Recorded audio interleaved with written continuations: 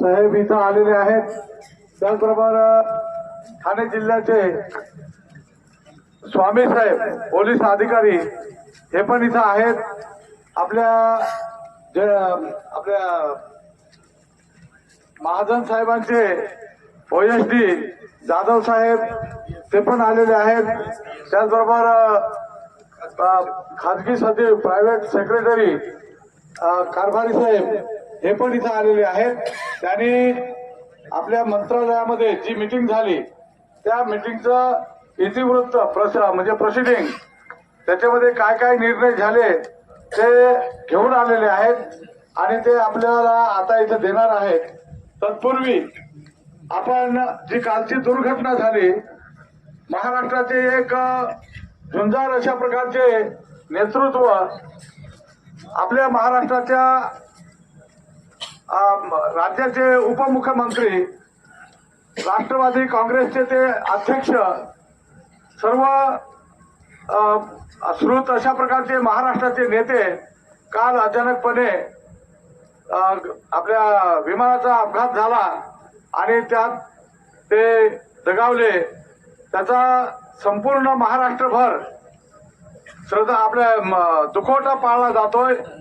आपले राष्ट्रीय झेंडा सुद्धा अर्ध्यावरती आणलेला आहे आणि अनेक आंदोलनं हे थांबवलेली आहेत। आपलं आंदोलन अर्धवट जर पुढेही झालं नाही, थांबवताही येत नाही असं होतं आणि म्हणून मुख्यमंत्री साहेबांनी आपल्याला म्हणजे अधिकाऱ्यांना पण सांगितलं की तिथे जाऊन हे लोक एवढे लांबून चालून आले आणि त्याच्यासाठी जो काही प्रोसिडिंग आहे, जे मागण्या विचारात घेतलेल्या आहेत ते त्यांना एकदा तिथं सादर करा, देऊन टाका आणि त्याप्रमाणे पुढची कारवाई करा अशा प्रकारचं सूचना केल्यामुळं आपले कारभारी साहेब ते तिथून प्रोसिडिंग घेऊन आले। कलेक्टर साहेब इथं ते त्यांच्या हस्ते आपल्याला देणार आहेत आणि म्हणून सगळ्या इथं उपस्थित असलेले जेवढे मोर्चेकरी आहेत, जेवढे ह्या मागण्याचा पाठपुरावा करणारे सर्व आपल्या जिल्ह्यातील नागरिक आलेले आहेत।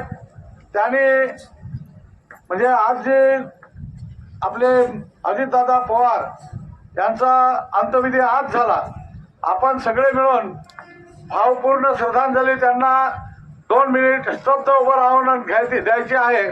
सगळ्यांना माझी विनंती आहे, जागेवरती आपण स्तब्ध म्हणजे न हालता उभं राहायचं आहे आणि 2 मिनिट थांबून त्यांना भावपूर्ण श्रद्धांजली अर्पण करायची आहे।